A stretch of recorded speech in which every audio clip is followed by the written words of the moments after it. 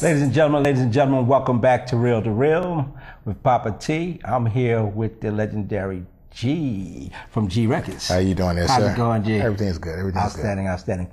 I know that you have a long history. We're going to attempt to compact it as far as your involvement in the hip hop world and let's say music in general. Okay. Because I know we're going to send you back down a little bit later to Entertainers Roundtable to actually chat with Jose and Jatrice. But right now we have you on the hot seat here on Real to Real with Papa T. Okay. Okay. What I want you to do, because I heard a very interesting thing. I believe we were speaking with Jessie J at one of the functions. Yes, sir. And you were explaining how you came to interact with Jessie J. And it was sort of kind of unique because it showed a lot of ambition and a lot of what we call right? Okay. That's so what you want to say? I want you to explain to them how you came to interact with DJ Jessie J. Well, at this event you're talking about, I believe I was trying to motivate the kids, the younger kids, letting them know to be ambitious, you know, to go for what they want to go for. Indeed. At that time, I was an 18-year-old kid, wanted to be a producer. Okay. You know, really didn't understand the industry. I thought I did, but I really didn't. It's a lot to learn, right? It is. And they still learning. They have it misconceived. Yeah, they do. And that's one of the reasons he's here today, not to so much put him on the hot seat, but when we say hot seat, is to bring you information and inform you as to how to really make it happen. Well, but anyway, keep telling about the story is this. End up getting with a manager who didn't know what he was doing. Blind eating blind? Yeah, that's what it was. I mean, really. And he introduced us to Jessie J, which was a good thing, changed my life. Outstanding. You know, so the day we were supposed to meet with him, we were going to cancel with the manager. We were like, nah, we don't really want to meet with you. But, you know, like anything else in life you do, go for everything. Because you never know when your opportunity is going to change your life. No doubt. Took us up to Jessie J's studio. Where was the studio? The studio was in the Bronx, Arlington Avenue. And you came in from where? Connecticut? Connecticut. Okay. Drove in from Connecticut. That was another thing, because I could say it now, I had to take the day off, you know, one of those call-in sick days, you know? Okay. So me and my crew, we went up there trying to really find a real studio to record at. There you go. Because we couldn't find any place around that we were satisfied with. Okay. That were doing what we wanted them to do. So at that time, went up to Jazzy's studio. Of course, Jazzy's already a legend in the game. With Planet Rock, Africa Bambaataa, Zulu Nation. So we knew who he was. Indeed. He didn't know who we were. There you go. Just a bunch of little kids trying to get a deal. Indeed. And that's what we thought we did. Go to somebody, we're going to get a deal. Anyways, so went to Jazzy's studio. Manager ended up being late. Or he was doing something. He showed us where the studio was, but he ended up doing something. I don't know what he was doing. Okay. So I took it upon myself to bring the demo to Jazzy. Hey, say, Jazzy, you want to listen to this? He said, yeah, I listened to it. And I was waiting for him to listen to it. He was talking to other people, doing his thing. And I still went to the corner. About 10 minutes later, he's like, hey, what are you still doing here? I said, I thought you was going to listen to my demo. You know? He said, I'll get to it. I said, hey, man, can you listen to it right now? Ambition. Yeah. And he did. And probably a week later, we was recording at Jazzy Studio. Outstanding. And, you know, we've been friends ever since. Outstanding. What I want you folks out there to do, I don't want you to be overzealous in being over ambitious. One thing that I like to relate to folks when they are misconceiving ambition for aggression, right? In order to become successful and get where they are, they had to be ambitious. Had to be ambitious. So, I wasn't rude. I wasn't rude to them. I want you to always inform those folks that when you're stepping up that ladder, that don't misunderstand your aggression for anything other than ambition, because that was ambition. That was definitely. And it ended him up in a relationship that has lasted long term and has benefited you. It has. And what I want you to do at this level right here is to actually tell them how a relationship with a person in a position, say of a DJ Jessie J, benefits the artist. Well, Jazzy basically showed me how to work in the studio. Okay. He showed me how to approach a label. Okay. You know, which I didn't know how to do. Okay. He also showed me to be professional, to be on time when studio session was supposed to be set up. Okay. The crew I was running with we'd be there an hour late, an hour and a half late. But Jazzy said, you know what, I have to charge you for that hour you were late. Time is pertinent, right? That's what it was. Time is money. And as it went on, we were there a half hour earlier. You learned. And we learned. Because it taxed your pocket. It That's hit what you it was. where you live. That's right? what it was. A lot of artists today, they don't want to invest in themselves. They want somebody else to invest in them. Which is a big misconception, Yeah. because that's why they're still sitting around, not even having been put on the shelf, because we know we'll put people on the shelf from time to time because that's best for them and sometimes best for the project or the company as a whole. But the thing is, they're not even being put on the shelf because they haven't even entered into the equation of somebody's project, because they still sitting around waiting for somebody to invest in them, and they haven't invested in themselves. Of course, you can never ask somebody to invest in you if you don't invest in yourself. Indeed.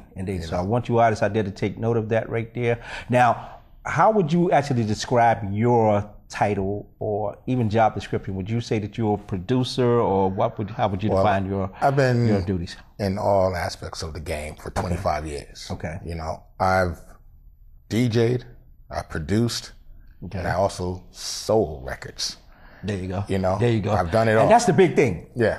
Right? It's not like I'm really cutting them off because we're getting to a point, right? Okay. But the thing is that selling records, number one and key when you're talking about having somebody really have an intention of investing in you on a high level or on any level, right?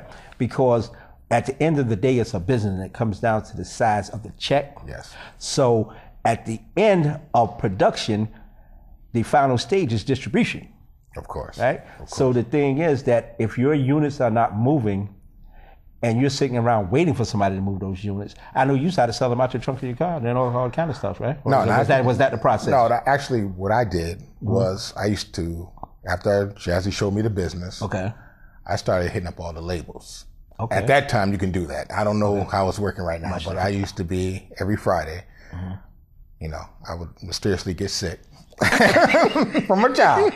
But honestly, I would make it up to them on a Saturday. I used to have to go in on a Saturday. Okay. But on Fridays, because I knew that's the time all the labels, they were listening to demos. And I just went down there and started knocking on doors.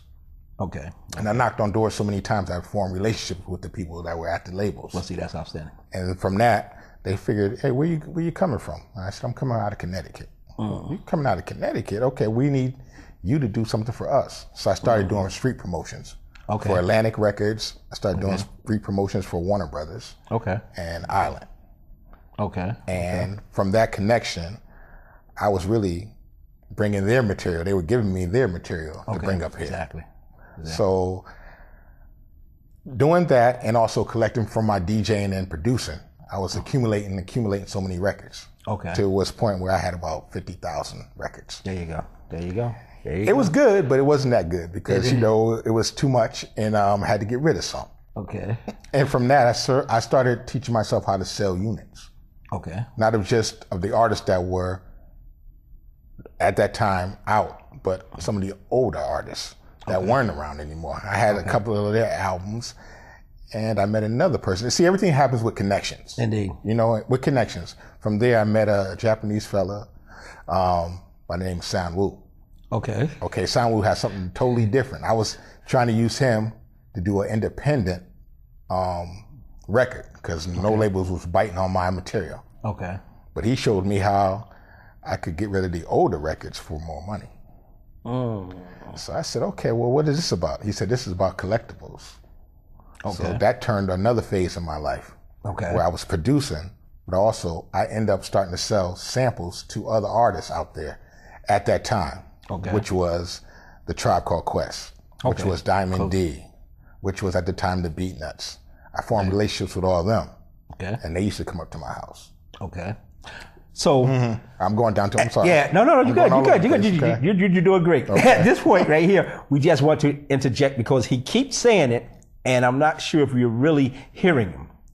One of the main foundations to excelling, not only in the music industry, but in life in general, is through making contacts and connections. Networking. And making yourself, if you want to be a friend, making yourself to be friendly. Of course. Not all the ruckus rule that we see that people are attempting to bring to the industry through misconception, right? And they're getting shut down or shut out. Of course. So in order to have anyone that you don't know come to like you or agree to do something for you, you have to make friends with those individuals rapidly. The bottom line is this. To build a relationship, you have to offer somebody something. Indeed. Not always taking. That's right. You know, a lot of us, we want to meet the Puff Daddies, we want to meet the JC. Well, what can you really offer them? Indeed. You know, not that they, you know, everybody's looking for that, if I meet them, I'm going to make it big. No, it doesn't work like that. You got to offer them something and they'll give you something. Indeed. What I want to use as a, for instance here, is that Will Smith and Jada Pinkett, huge names in the industry, right? But in all reality, to attempt to put it a little nicer than it really is, they more or less sold their daughter to Jay-Z's label, or to Jay-Z, right? For him to do actual production with her.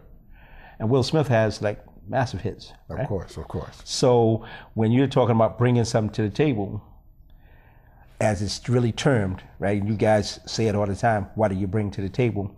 You're talking about being able to give somebody something in order to receive something. Of course, you have to, you have to. So I want you to just sum that up in about 30 seconds, get to the heart of it and tell them exactly, for instance, what they need to bring to the table or offer in order to excel in the music industry. Well, listen, you have to understand the music industry is only going to be about your product. If you could sell your product, a lot of people, they want to know, or they think they know what's going to be hot. But you can't just sell to your streets. You have to, it has to be an overall product that the industry is going to want. Be original. You know, you have to be original. People, artists, some artists don't think they don't want to be original. They want to fit into the box. But they say they're not fitting into the box, but yeah, you are. Big mistake. And you think about the artists that really excelled over the last 10 years with the Lady Gaga, the Amy Winehouse, and whoever else, Alicia Keys, everybody came with some originality. They all came with originality. Beyonce with originality. Indeed. You know, so that's what you have to come. Know your craft. Know your craft and come with some originality. Outstanding, outstanding. Ladies and gentlemen, this has been great. I'm going to ask you one more pertinent question before we send it back or send it over to Entertainers Roundtable. You mentioned earlier that you had been given the knowledge of how to actually move units. Yes. Do you want to share some of that knowledge with the listening audience? Well, at that time, it's a different phase now. Okay. It's a different phase from when I was doing it back then to where it is now. Indeed. For any type of business, you just got to know who your target market is. You have to know where you can really sell and where you can't sell. Okay. Because everybody's not going to want what you're selling. Indeed. So know your market. Indeed. Your targeted market should be mainstream America. On some level, underground is beautiful, but if you want to make them ducats or make them dollars so that you can put it behind your concepts, you need to target mainstream as your market. But just be original. You know, be original. Don't copycat somebody else's style. Indeed. G Records, now do you have a studio or someplace that folks can contact you at? I know they're probably going to go through that a little bit later on Entertainment Roundtable. We'll have to do that later. Right now, I don't have a studio. I used to have a record shop. In Connecticut, but I closed that down. And, you know. The music industry right now. All right, ladies and gentlemen, it's been real. G Records, pleasure to have you. Thanks for having me. Look forward to doing a whole lot more with G Records and bringing all of that knowledge and information because as you see, he's a walking Bible. I'm Papa T. It's been real, real to real. We're sending it over to Jose and Dutrice, Entertainers Roundtable, folks. Thank you.